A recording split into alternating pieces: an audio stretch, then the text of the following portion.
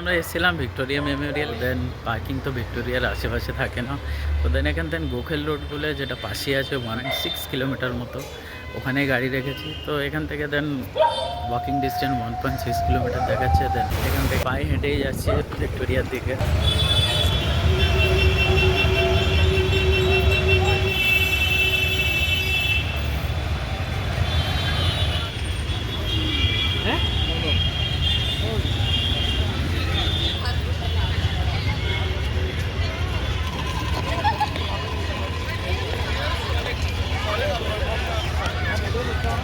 বন্ধুরা, আজকের একটি নতুন ব্লগে তোমাদের সবাইকে জানাই স্বাগত। আশা করি তোমরা সবাই ভালো আছো, আমিও ভালো আছি।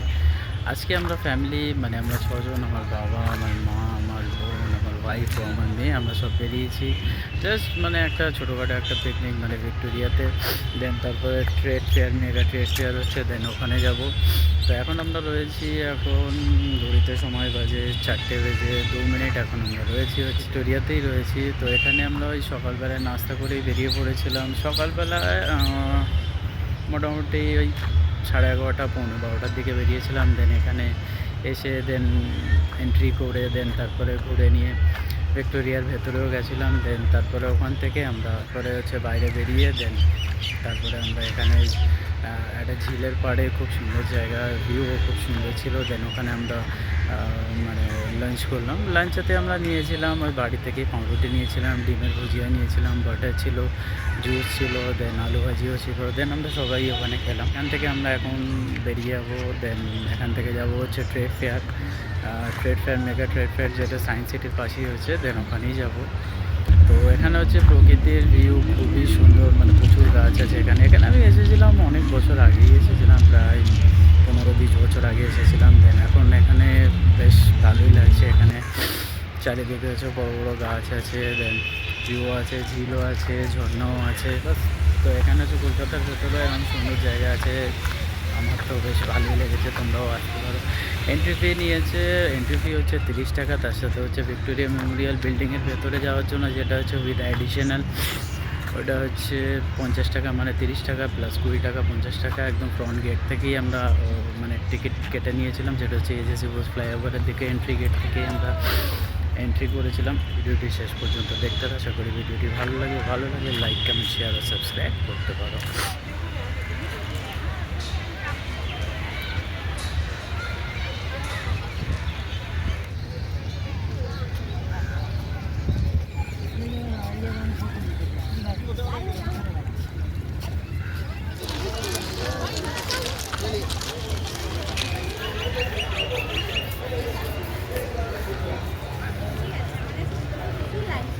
আমাদের অনেক ফটো উঠে গেছে অলরেডি। না ক্লিক করো না এখন।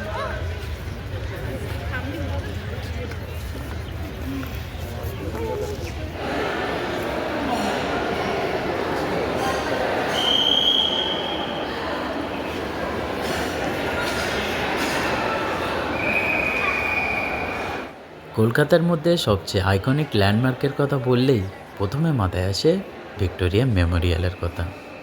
এটি 1901 সালে রানী ভিক্টোরিয়ার স্মৃতিতে লর্ড কার্জন এটি তৈরির পরিকল্পনা করেন। দীর্ঘ 20 বছর সময় লেগেছিল এই বিশালাকার জাদুঘরটি সম্পূর্ণ হতে। বর্তমানে এখানে 25টি গ্যালারি রয়েছে, যেখানে লুকিয়ে রয়েছে বহু প্রাচীন ছবি, তলোয়ার এবং অমূল্য সব ঐতিহাসিক নিদর্শন। তুমি ইতিহাসপ্রেমী হও বা ভ্রমণ পিপাসু হও না কেন, কলকাতায় এসে এখানে না আসলে তোমার সফর অসম্পূর্ণ থেকে যাবে।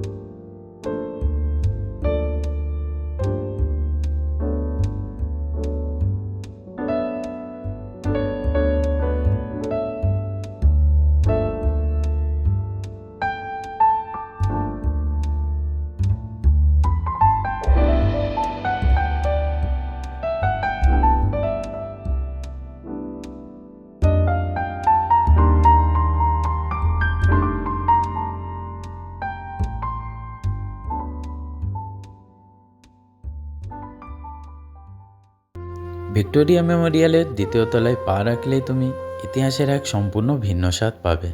এখানে গড়ে তোলা হয়েছে অত্যাধুনিক বিপ্লবী ভারত গ্যালারি।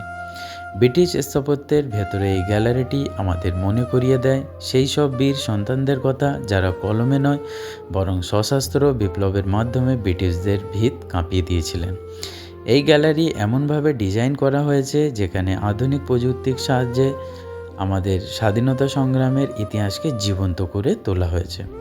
এখানে তুমি দেখতে পাবে নেতাজি সুভাষচন্দ্র বসু, রাসবিহারী বসু, ক্ষুদিরাম বসু এবং বিনয় বাদল দীনেশের মতো মহান বিপ্লবীদের জীবন এবং সংগ্রামের লড়াই এখানে নিপুণভাবে তুলে ধরা হয়েছে। এখানে বিপ্লবীদের ব্যবহৃত তালোয়ার, বন্দুক এবং তাঁদের হাতে লেখা চিঠিপত্র তোমাকে সেই অগ্নিযুগের কথা মনে করিয়ে দেবে।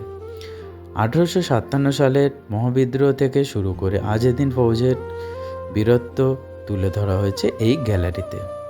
রাজকীয় ব্রিটিশ ইতিহাসের পাশাপাশি ভারতের নিজস্ব সংগ্রামের এই কাহিনী না দেখলে তোমার ভিক্টোরিয়া সফর সত্যি অসম্পূর্ণ থেকে যাবে।